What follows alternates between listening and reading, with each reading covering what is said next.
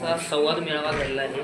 काय नेमक्या सूचना तुम्ही शिवसैनिकांना दिल्या आणि काय फीडबॅक घेतला त्याच्यावर? संपर्क मंत्री म्हणून या जिल्ह्यात माझं प्रथमतः आगमन झालेलं आहे आणि आज इथल्या शिवसैनिकांची मी भेट घेतली, त्यांच्याशी चर्चा केली आणि पूर्वीच माननीय अर्जुन खोतकर साहेबांच्या नेतृत्वात या जिल्ह्यात शिवसेना ही खूप मोठी शक्ती आहे.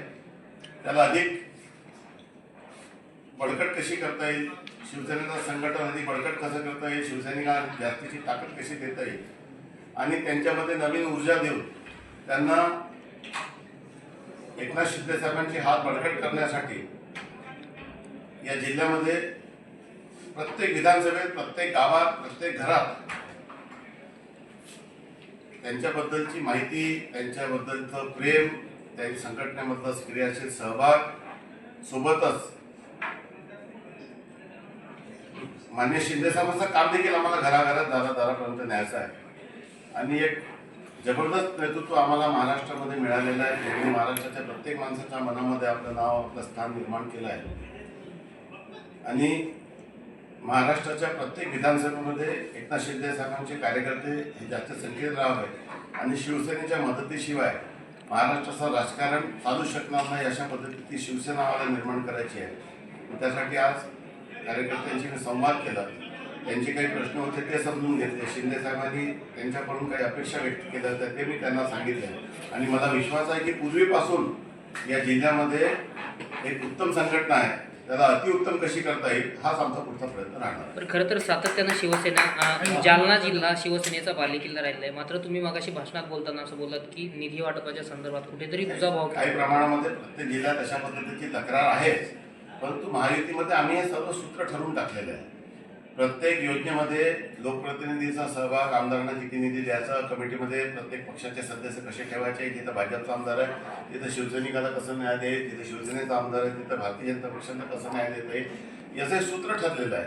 ज्या जिल्ह्यात निधी वाटपामध्ये किंवा कमिटी वाटपामध्ये हा सूत्र पालन झालं नसेल ते पालन आपण करून ते बदलून घेऊ, एवढंच त्यामागचा उद्देश आहे आणि ते आम्ही भविष्यात करणार. खरं तर मराठवाड्याने भरपूर काही शिवसेनेला दिलेलं आहे. अशातच आमदार अर्जुन खोतकर आता 5व्यांदा आमदार आहेत. येणाऱ्या मंत्रिमंडळ विस्तारात त्यांना काही मंत्रिपदाचे चान्सेस आहे का? कारण तशी चर्चा रंगू लागलेली. मी अर्जुन खोतकर साहेब 5 टर्मचे नाही आहे, ते महाराष्ट्राच्या विधानसभेत सर्वात सिनियर आमदार आहे. त्यांच्या नंतर जो सेकंड सिनियर आमदार होतो 10 वर्ष ज्युनियर आहे त्यांच्यापेक्षा, त्यामुळे त्यांना शेवटी एका पंक्तीत प्रत्येकाला जेवण मिळत नाही.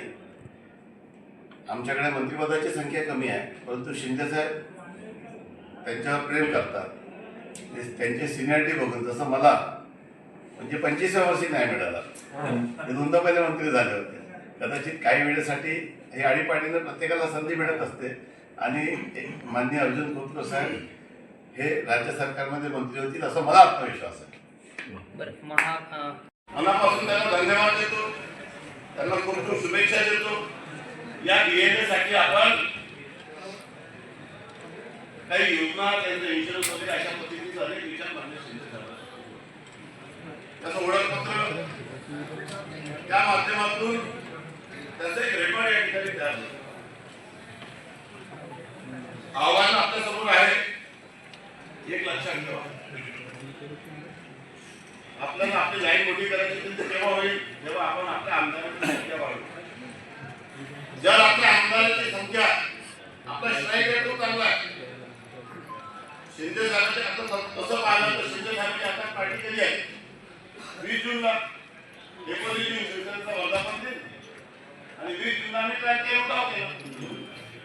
20 जून येतात आता 22 झाले, 20 जून 2022, 23, 24, 25 आणि 14 वर्ष होईल आता.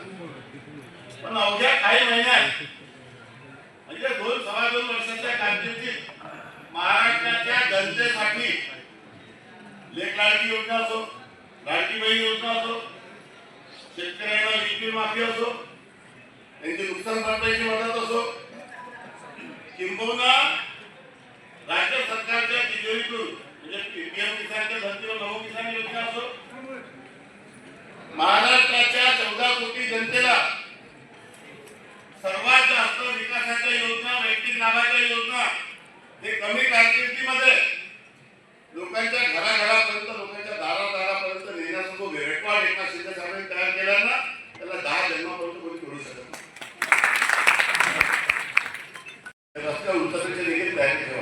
सहन करायचं नाही. सहन करायचं नाही. एकदा सहन केलं तर आयुष्यभर सहन करायला लागेल. एकदा कुठे अन्याय झाला तर सहन ते जाऊ द्या नाही. जे ठरलंय ते झालंच पाहिजे.